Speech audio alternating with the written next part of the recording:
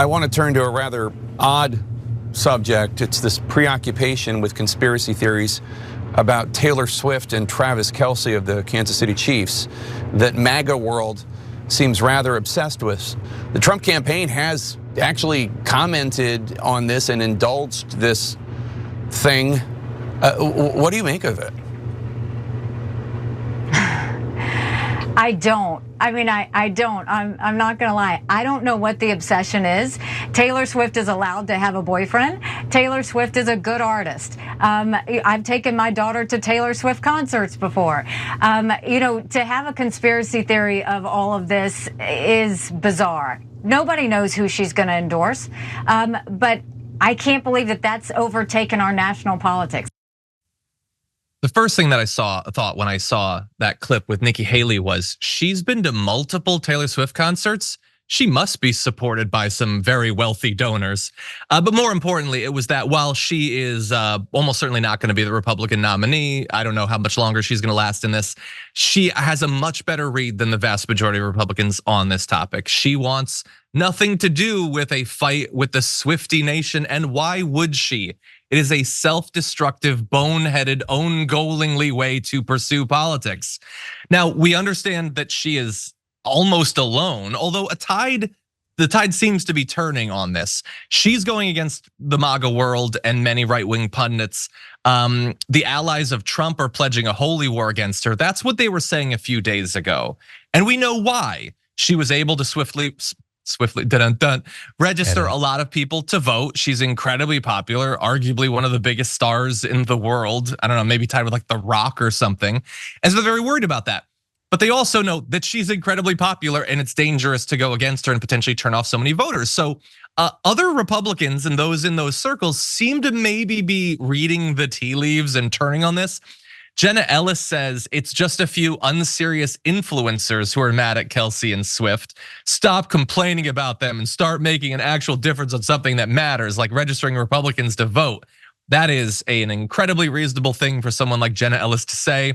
The Federalist is desperately trying to get the conspiracy theories about Taylor Swift to stop. You can see the headline right here, the National Review as well. Now, those are slightly more reputable forms of right-wing media, but even a couple of the most like shameless grifters on the right seem to get that maybe this isn't something they should focus on. Take a look at this.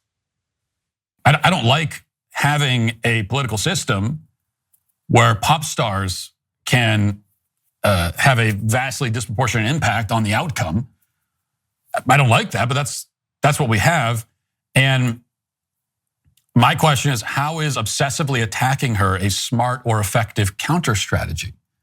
How is that going to work exactly? So you get a bunch of Fox News boomers all upset about Taylor Swift, and then what? She's all American.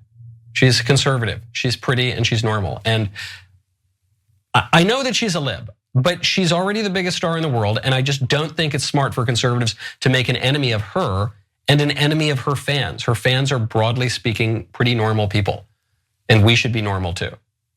And we should be happy that there is one pop star out there who's not actively degrading the culture every single time she takes a breath and sings about it. Okay, that does not seem like a good idea. The woman conducts herself with class.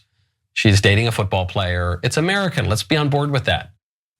So they're clearly terrified, and they should be terrified. As even Michael Knowles admits, she's a normal person and her fans are normal people, and they get that they're creepy little weirdos, and people are turned off by that. And you don't want to make the contrast even more obvious for the country of who you all are and who the normal people are.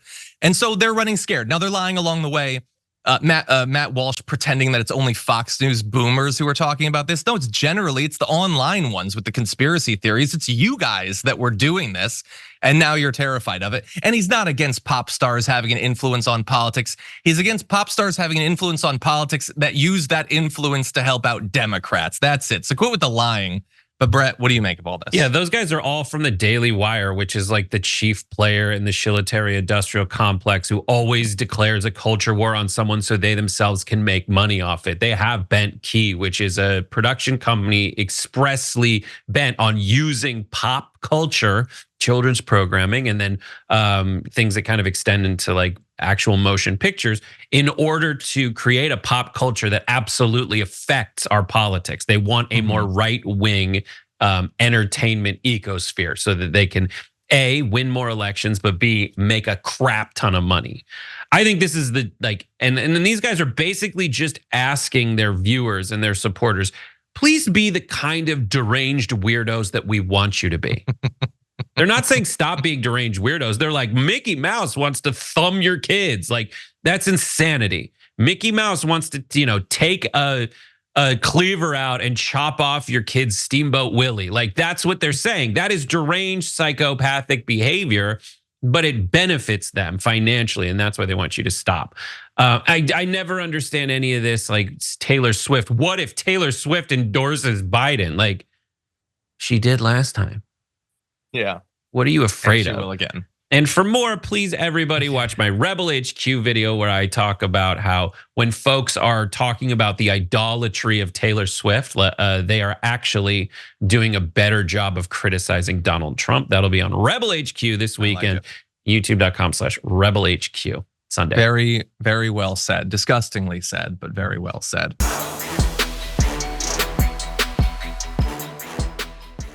Check out the Damage Report podcast each day, wherever you get your podcasts, whether Pocket Casts or Stitcher or iTunes.